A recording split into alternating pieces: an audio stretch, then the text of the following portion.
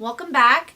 Today is going to be another cooking video, and today we're going to use my Instant Pot. Now, I had been babbling about wanting an Instant Pot last year, and for my birthday, my sister got me one.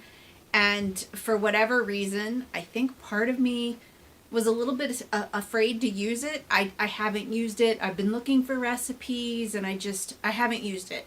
Well, I finally decided to use my Instant Pot, and with St. Patrick's Day coming up, I thought it'd be a perfect opportunity to try corned beef and cabbage. I'm going to note here that corned beef and cabbage is more an American Irish food, but nonetheless, a lot of people associate St. Patrick's Day with corned beef and cabbage. So let's get started. The first thing you're going to do, you're going to cut your onion. And the recipe I followed, which obviously I will link below, said to quarter it, you lay it, and then you put the corned beef on top of that with 4 cups of chicken broth. And then you put the Instant Pot on high for 90 minutes.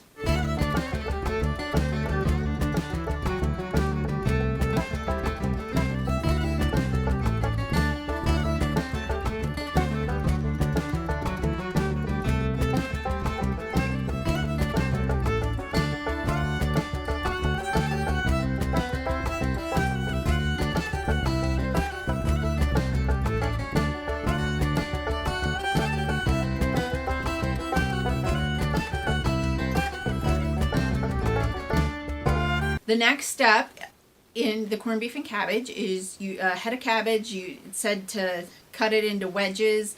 I ended up cutting those in half just to fit it in and get everything in the Instant Pot.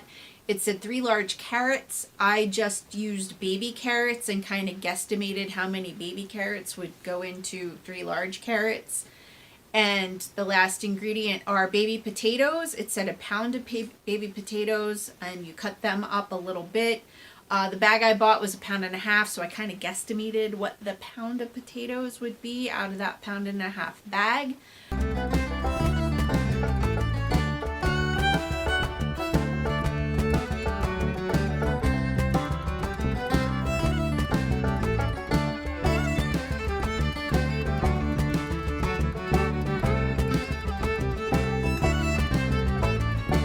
The exciting part of the Instant Pot is when you release the steam. Now, part of the owner's guide, they have you boil 2 cups of water to get yourself familiar with how to use the Instant Pot. And I'm telling you, when you release that steam, it's scary. I physically jumped back the first time I released the steam.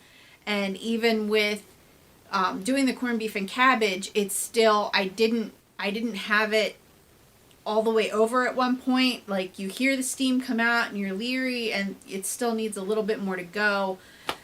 With the 90 minutes, it released steam for a couple minutes. It seemed to be releasing steam for a really long time.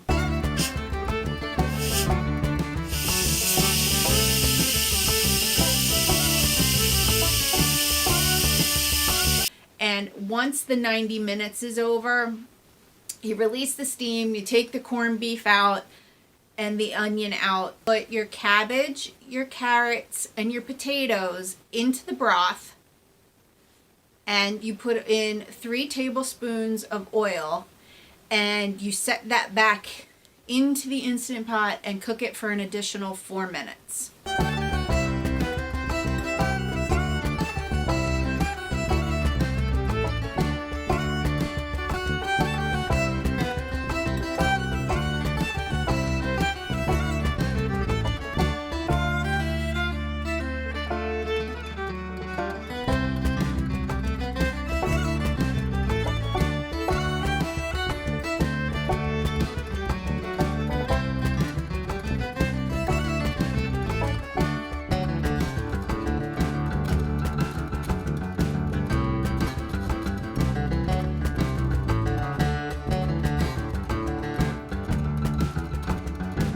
And when that's done, I put the corned beef back in just to get the broth and everything, just mix it all up.